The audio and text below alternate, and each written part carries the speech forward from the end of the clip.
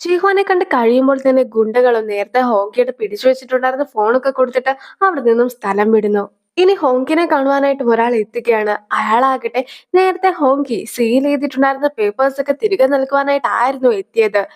Sausage ഒക്കെ ഉണ്ടാക്കുന്ന വലിയൊരു കമ്പനി ഏനേനെ പ്രൊമോഷന് വേണ്ടിയിട്ടൊക്കെ വിളിച്ചിട്ടുണ്ട് എന്നും ആ ഒരു പ്രൊമോഷനൊക്കെ പോകാതിരിക്കണമെങ്കിൽ എത്രയും വേഗം എല്ലാ ഡോക്യുമെന്റ്സും സൈൻ ഒക്കെ ചെയ്യണമെന്നും ആയിരുന്നു ഏന പറഞ്ഞിട്ടുണ്ടായിരുന്നത്. അതുകൊണ്ടാണ് ചീഹ്വാൻ പോലും അറിയാതെ ചീഹ്വാന്റെ സീലൊക്കെ മോഷ്ടിച്ചുകൊണ്ട് പോയിട്ട് ഹോങ്കിയും എല്ലാം സീലൊക്കെ ചെയ്ത് കൊടുത്തിട്ടുണ്ടായിരുന്നത്. എങ്കിൽ പോലും ജീഹ്വാന്റെ പെർമിഷൻ ഇല്ലാതെ ഇങ്ങനൊരു കാര്യമൊക്കെ ചെയ്തത് കൊണ്ട് തന്നെ ജീഹ്വാനും അവനോട് പിണങ്ങിയൊക്കെ നടക്കുകയാണ്. ഉൺഹ ഇപ്പോൾ നിൽക്കുന്നത് പോലത്തെ സ്ഥലത്തൊക്കെ നിൽക്കുന്നത് ഒട്ടും തന്നെ സേഫ് അല്ല എന്നൊക്കെ മനസ്സിലാക്കുന്ന ജീഹ്വാനും അവളെ വീട്ടിലേക്കൊക്കെ വിളിക്കുകയാണ്. പണമൊക്കെ കൊടുക്കാതെ ഒരു വീട്ടിൽ താമസിക്കുവാനായിട്ട് അവൾക്ക് ഒട്ടും തന്നെ താല്പര്യം ഉണ്ടായിരുന്നില്ല. ഇനി അവനാകട്ടെ അവൾക്ക് പഠിപ്പിക്കാനൊക്കെ അറിയാമോ എന്ന് ചോദിച്ചതിന് ശേഷം വീട്ടിലുള്ള ബാക്കി അംഗങ്ങൾക്ക് ക്ലാസ് ഒക്കെ എടുക്കുവാനായിട്ട് അവളെയും കൂടി വീട്ടിലേക്ക് കൂട്ടിക്കൊണ്ടൊക്കെ വരികയാണ്. ഈ ഒരു പ്രായത്തിൽ പഠിക്കുവാനായിട്ട് ഒട്ടും തന്നെ താല്പര്യമില്ല എന്നൊക്കെ പറഞ്ഞിട്ടായിരുന്നു അവർ നിന്നിട്ടുണ്ടായിരുന്നത്. ബാക്കിയുള്ള ഓഫീസിലൊക്കെ ആകട്ടെ ആൾക്കാർ കൂടുതലായിട്ടൊക്കെ പഠിച്ചിട്ട് പ്രൊമോഷനൊക്കെ മേടിക്കാറുണ്ട്. നിങ്ങളാകട്ടെ മിഡിൽ ക്ലാസ്സും ഹൈസ്കൂളും മാത്രമാണ് വിദ്യാഭ്യാസമൊക്കെ ഉള്ളത്. അതുകൊണ്ട് തന്നെ കൂടുതലായിട്ടൊക്കെ പഠിച്ചതിന് ശേഷം പ്രൊമോഷനൊക്കെ മേടിക്കുവാനായിട്ടാണ് ജീഹ്വാനും ആവശ്യപ്പെടുന്നത്. നിലവിൽ ഇവർ സാധാരണ ജോലിക്കാരെ പോലെയല്ല, കുറച്ച് ഉയർന്നൊരു പോസ്റ്റിലേക്കാണ് ഉള്ളത്. പ്രൊമോഷനൊക്കെ ലഭിക്കുന്നത് പോലെ തന്നെ നിങ്ങൾക്ക് നിലവിലുള്ള പോസ്റ്റൊക്കെ മാറി പഴയ പോസ്റ്റിലേക്കൊക്കെ തിരിച്ചു പോകാനുള്ള സാധ്യതകളുമുണ്ട്. അതുകൊണ്ട് തന്നെ മര്യാദയ്ക്ക് ഇവിടെ നിന്ന് പഠിക്കുന്നതാണ് കൂടുതൽ നല്ലതെന്നൊക്കെ ചീഫാനും അവരെ പറഞ്ഞ് പേടിപ്പിക്കുന്നു. ജെയ്സോയ്ക്ക് ആകെ ദേഷ്യാണ്. ജെയ്സോയ്ക്ക് പണ്ട് മുതലേ ഓൺഹെനെ കണ്ണെടുത്താൽ കണ്ടൂടല്ലോ. അതുകൊണ്ട് തന്നെ അവളുടെ കൂടെ ഇരുന്ന് പഠിക്കുവാനായിട്ടൊന്നും എനിക്ക് ഒട്ടും തന്നെ താല്പര്യമില്ല എന്നൊക്കെ പറഞ്ഞിട്ടാണ് ജെയ്സോയും ഇരിക്കുന്നത്. ഇനി ഹോങ്കിനെ കാണിക്കുന്നു. ഹോങ്കി ആകട്ടെ വളരെ വലിയൊരാളുടെ രീതിയിലുള്ള വേഷമൊക്കെ കെട്ടിക്കൊണ്ടാണ് ഇപ്പോൾ ഒരിടത്തേക്ക് എത്തിയിട്ടുള്ളത്. അവനും ആൾക്കാരെ പറ്റിക്കുവാൻ മിടുക്കനായതുകൊണ്ട് തന്നെ ഇപ്പോൾ ഒരു കാറിലൊക്കെ കയറിയിട്ട് ആ കാറ് മേടിക്കുവാൻ പോകുകയാണെന്നുള്ള രീതിയിലൊക്കെ പെരുമാറുന്നു. ഇപ്പോഴാകട്ടെ ടെസ്റ്റ് ഡ്രൈവിനൊക്കെ ആ കാറും എടുത്തുകൊണ്ട് അവൻ പോവുകയാണ്. മീഹോയും ഉൺഹേനെ കോളൊക്കെ ചെയ്ത് കഴിയുമ്പോഴത്തേക്കുമാണ് നടന്ന കാര്യങ്ങളെല്ലാം തന്നെ ഉൺഹയും അവളോട് പറയുന്നത്. എന്തായാലും അതുപോലത്തെ ഗുണ്ടുകളുടെ കൂടെ ഒന്നും നീ താമസിക്കണ്ട, എന്റെ വീട്ടിലേക്ക് ഇങ്ങ് പോന്നേക്കെന്നൊക്കെ മീഹോ പറയുന്നുണ്ടെങ്കിൽ പോലും പണ്ട് ഹ്യുനോ ഈ വീട്ടിലായിരുന്നു താമസിച്ചിട്ടുണ്ടായിരുന്നത്. പിന്നീട് ഈ വീടാണ് ജിയോഹനൊക്കെ മേടിച്ചത്. എന്തായാലും ഹ്യുനോ താമസിച്ച വീട്ടിലൊക്കെ താമസിക്കുന്നത് എനിക്ക് ഒരുപാട് ഇഷ്ടമുള്ള കാര്യമാണെന്നൊക്കെ പറഞ്ഞിട്ടാണ് ഉൺഹയും അവിടെ നിൽക്കുന്നത്. ഉൺഹയുടെ കുറച്ച് സാധനങ്ങളൊക്കെ കളക്ട് ചെയ്യുവാനായിട്ട് മിഹോയുടെ കടയിലേക്കൊക്കെ ജോയിങ് ഇപ്പോൾ എത്തിയിരിക്കുകയാണ്. നീ എന്തായാലും ഉൺഹ ഇപ്പോൾ താമസിക്കുന്ന വീടിന്റെ ഒക്കെ അഡ്രസ് എനിക്ക് താ. അവൾക്ക് എന്തെങ്കിലും സംഭവിച്ചിട്ടുണ്ടെങ്കിലും എനിക്ക് അന്വേഷിച്ചൊക്കെ വരേണ്ടതായിട്ടുണ്ടല്ലോ.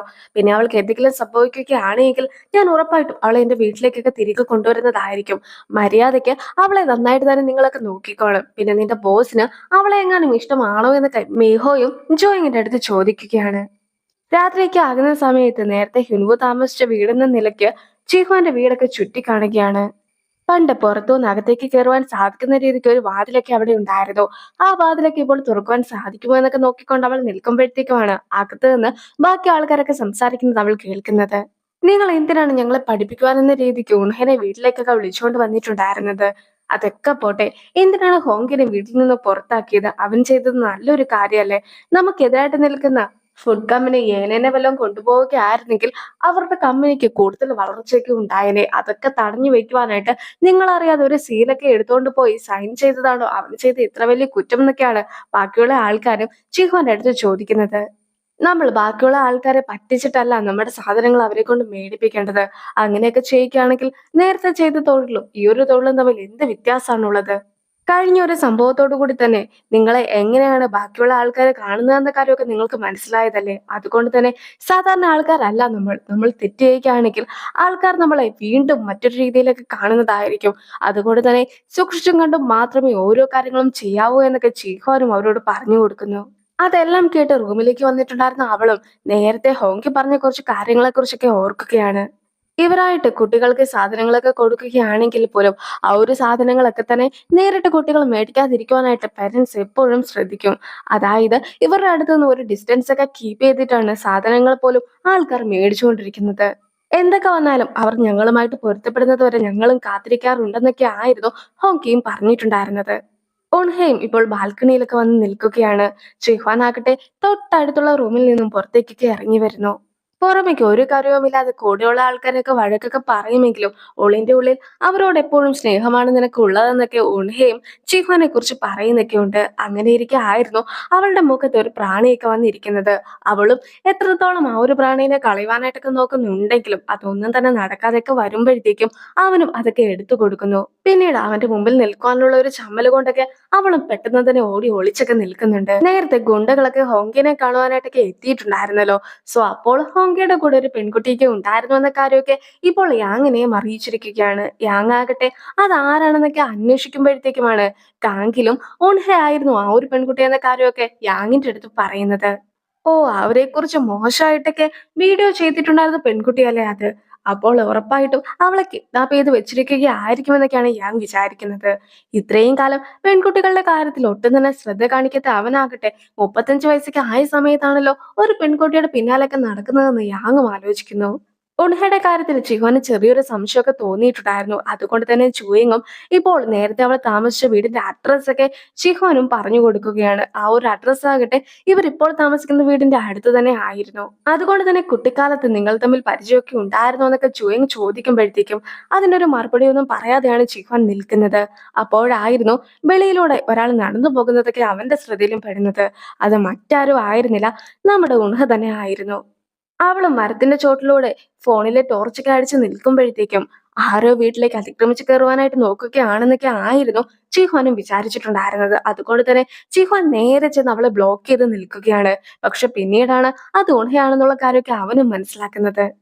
കഴിഞ്ഞ ദിവസം മഴയൊക്കെ ഉണ്ടായിരുന്ന സമയത്ത് നീ എന്തിനായിരുന്നു ഈ വീടിന് മുമ്പിലൊക്കെ വന്ന് നിന്നിട്ടുണ്ടായിരുന്നതെന്നൊക്കെ ചീഹാനും അവളോട് ചോദിക്കുന്നു. അവളാകട്ടെ കുട്ടിക്കാലത്ത് ഈ ഒരു സ്ഥലത്തായിരുന്നു ഞാൻ താമസിച്ചിട്ടൊക്കെ ഉണ്ടായിരുന്നത്.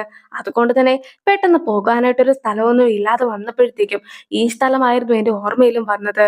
അതുകൊണ്ടാണ് ഞാനും ഇവിടേക്ക് എത്തിയതെന്നൊക്കെ അവളും പറയുന്നു.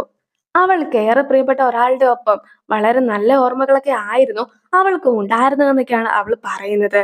പിന്നീട് എന്താണ് സംഭവിച്ചതെന്നൊക്കെ അവൻ ചോദിക്കുമ്പോഴത്തേക്കും അവന്റെ പേരൻസ് ഡിവോഴ്സ് ഒക്കെ ചെയ്തതിന് ശേഷം അവനും ഇവിടെ നിന്ന് മാറി താമസിച്ചു. എന്തായാലും ഈ വീട്ടിലേക്ക് നിങ്ങൾ കാരണമാണ് എനിക്ക് മടങ്ങി വരുവാനായിട്ട് സാധിച്ചതെന്നൊക്കെ പറഞ്ഞ് അവളും അവന്റെ അടുത്ത് നന്ദിയൊക്കെ പറയുന്നു. ഓൺഹ പറഞ്ഞിട്ടുണ്ടായിരുന്ന ഹിനു ആരാണെന്ന് കണ്ടുപിടിക്കുവാനായിട്ടാണ് ഇപ്പോൾ ഹിനുവും ഇരിക്കുന്നത്. പിറ്റേ ദിവസമാകട്ടെ ജീഹ്വാനും ഓൺഹയും ഒരുപോലെയാണ് റെഡിയായി ഇറങ്ങി വരുന്നത്. അതുകൊണ്ട് തന്നെ ജീഹ്വാനും നാളെ അവൾക്ക് വേണ്ടിയിട്ട് ഒരു വെൽക്കം പാർട്ടിയൊക്കെ വെക്കാമെന്ന് പറയുമ്പോഴത്തേക്കും അവളും സമ്മതിക്കുന്നു. ചെറിയ രീതിയിലുള്ള നഷ്ടത്തിലേക്കാണ് കമ്പനി ഇപ്പോൾ മുന്നോട്ട് പോയിക്കൊണ്ടിരിക്കുന്നത്. എങ്കിൽ പോലും ജീഹ്വാനും ഹോങ്കി എവിടെയാണെന്നൊക്കെ ചുവേങ്ങിന്റെ അടുത്തും അന്വേഷിക്കുന്നൊക്കെയുണ്ട്. ഹോങ്കയും മീറ്റൊക്കെ കഴിച്ചുകൊണ്ടിരിക്കുന്ന സമയത്താകട്ടെ അവരുടെ എതിരായിട്ടുള്ള കമ്പനിക്കാരുടെ മീറ്റാണ് അതേന്നൊക്കെ അവന് നേരത്തെ തന്നെ അറിയാവുന്നത് കൊണ്ട് തന്നെ ഈ ഒരു മീറ്റ് ഒന്നും ഒന്നിനും കൊള്ളത്തില്ല. തേഴ്സ്റ്റി ഡിയർ എന്നൊരു കമ്പനിയൊക്കെ ഉണ്ട്. ആ കമ്പനിയുടെ പ്രൊഡക്ട്സ് ഒക്കെ വളരെയധികം നല്ലതാണെന്നൊക്കെ പറഞ്ഞിട്ടായിരുന്നു അവനും ഇരുന്നിട്ടുണ്ടായിരുന്നത്. ഹോങ്കയും എന്ത് കാര്യം ചെയ്യുന്നതിന് മുമ്പും സെൽഫി ഒക്കെ എടുത്ത് പോസ്റ്റ് ചെയ്യുന്നത് കൊണ്ട് തന്നെ ഇപ്പോൾ ഹോങ്ക എവിടെയാണുള്ളതെന്നൊക്കെ മനസ്സിലാക്കിയിട്ട് ഓൺഹയും അവിടേക്കൊക്കെ എത്തിയിരിക്കുകയാണ്. ഓൺഹയും തിരിച്ച് ആ വീട്ടിലേക്കൊക്കെ മടങ്ങിയെത്തിയിട്ടുണ്ടായിരുന്നത് കൊണ്ട് തന്നെ ഹോങ്കി അതിനെക്കുറിച്ചൊക്കെ അവളുടെ അടുത്തും ചോദിക്കുന്നു. അവളാകട്ടെ വളരെ നല്ല റൂമാണ്, നല്ല ബെഡാണ് എന്നിങ്ങനെയൊക്കെ പറഞ്ഞിട്ട് അവനെയും കൊതിപ്പിക്കുകയാണ്. ജീഹോനും അവനെക്കുറിച്ച് എന്തെങ്കിലുമൊക്കെ അന്വേഷിച്ചിട്ടുണ്ടോ എന്നായിരുന്നു അവനും ഓൺഹയുടെ അടുത്തൊക്കെ ചോദിക്കുന്നത്. അതിന് വ്യക്തമായിട്ടുള്ള മറുപടിയൊന്നും അവൾ പറയാതെ ഇരിക്കുമ്പോഴത്തേക്കും അവനും ജീഹോൻ ശരിക്കും ഒരു പലിശക്കാരനെ പോലെ തന്നെയാണ് പെരുമാറുന്നത്. അവനും ഒരിക്കലും മനുഷ്യരെ കുറിച്ച് ഒന്നും തന്നെ ചിന്തിക്കുകയില്ല എന്നൊക്കെ ഹോങ്കി പറയുമ്പോഴത്തേക്കും നിനക്ക് ജീഹ്വാനെ നന്നായി തന്നെ അറിയാവുന്നതല്ലേ, ജീഹ്വാൻ എപ്പോഴും നിന്നെക്കുറിച്ച് മാത്രമാണ് ചിന്തിച്ചിട്ടൊക്കെ ഉള്ളതെന്നൊക്കെ പറഞ്ഞ് ഹോങ്കിനെ തിരുത്തുവാനായിട്ടും ഉൺഹ നിൽക്കുന്നു. ഏനെയും ഇപ്പോൾ ജിഹ്വാനെ കാണുവാനായിട്ടൊക്കെ എത്തിയിരിക്കുന്നു. കള്ളത്തരത്തിലായിരുന്നു ജിഹ്വാന്റെ സൈനൊക്കെ ഹോങ്കി ഇട്ടിട്ടുണ്ടായിരുന്നതെങ്കിൽ പോലും ഇപ്പോഴാകട്ടെ ഹോങ്കി ചെയ്ത കാര്യം പൂർത്തീകരിക്കുവാനായിട്ടാണ് ജിഹ്വാനും ശ്രമിക്കുന്നത്. അതായത് ഹോങ്കി എന്തായാലും അവളെ വെച്ചിട്ട് പ്രൊമോഷനൊക്കെ ചെയ്യുവാനായിട്ട് തീരുമാനിച്ചിരിക്കുകയാണ്. ആ ഒരു പ്രൊമോഷനുമായിട്ട് മുന്നോട്ട് പോകട്ടെ എന്നായിരുന്നു ജിഹ്വാന്റെയും തീരുമാനം. പക്ഷെ അപ്പോൾ മാത്രമാണ് ജിഹ്വാനും ആ ഒരു എഗ്രിമെന്റിൽ എക്സ്ട്രാ ആയിട്ട് ചേർത്തിട്ടുണ്ടായിരുന്ന കാര്യങ്ങളെ കുറിച്ചൊക്കെ അറിയുന്നത്. ഈ ഒരു പ്രൊഡക്റ്റിന്റെ പ്രൊമോഷനുമായി ബന്ധപ്പെട്ട് ഏതൊരു ഷൂട്ടിംഗ് നടത്തുകയാണെങ്കിലും ആ ഒരു സൈറ്റിലെല്ലാം തന്നെ ജിഹ്വാൻ ഉണ്ടായിരിക്കണമെന്നും ഷൂട്ടിങ്ങിന് ശേഷം ജിഹ്വാൻ തന്നെ ഏനേനെ വീട്ടിലേക്ക് കൊണ്ട് അയക്കണമെന്നതുമായിരുന്നു സ്പെഷ്യലായിട്ട് അതിൽ ആഡൊക്കെ ചെയ്തിട്ടുണ്ടായിരുന്നത്. അതായത് ഈ ഒരു കാര്യങ്ങൾ കൂടി ആഡ് ചെയ്യുകയാണെങ്കിൽ ഫ്രീ ആയിട്ടൊക്കെ പ്രൊമോഷൻ ചെയ്യാമെന്ന് ഏന പറഞ്ഞത് കൊണ്ടാണ് ഹോങ്കിയും അതെല്ലാം തന്നെ അതിന്റെ കൂടെ കൂട്ടിച്ചേർത്തിട്ടുണ്ടായിരുന്നത്. വെറും $20,000 വേണ്ടി നീ എന്തിനാണ് ഇങ്ങനെയൊക്കെ ചെയ്യുന്നതെന്ന് ജീഹ്വാന്റെ ആ ഒരു ഡയലോഗൊക്കെ കേട്ട് കഴിയുമ്പോഴത്തേക്കുമാണ് അവൾക്കും ഇപ്പോഴും ജീഹ്വാൻ ആ ഒരു സംഭവങ്ങളെല്ലാം തന്നെ ഓർത്തിരിപ്പുണ്ടെന്നുള്ള കാര്യമൊക്കെ മനസ്സിലാകുന്നത്. അതായത് ഇത്രയും നാളും ഏനേനെ അറിയുക പോലും ഇല്ല എന്ന രീതിയിലൊക്കെ ആയിരുന്നു ജീഹ്വാൻ പെരുമാറിയത്. പക്ഷെ ഇപ്പോളാകട്ടെ കൃത്യമായി അവൾക്ക് വേണ്ടി എത്ര തുകയായിരുന്നു അടച്ചിട്ടുണ്ടായിരുന്നതെന്ന കാര്യമാണ് അവൻ തുറന്നു പറഞ്ഞത്. അപ്പോൾ ആ ഒരു സീനോട് കൂടി ഈ ഒരു വീഡിയോ അവസാനിപ്പിക്കുന്നു. അടുത്തൊരു വീഡിയോ ആയിട്ട് ഇത്രയും വേഗം കാണാം. ബൈ.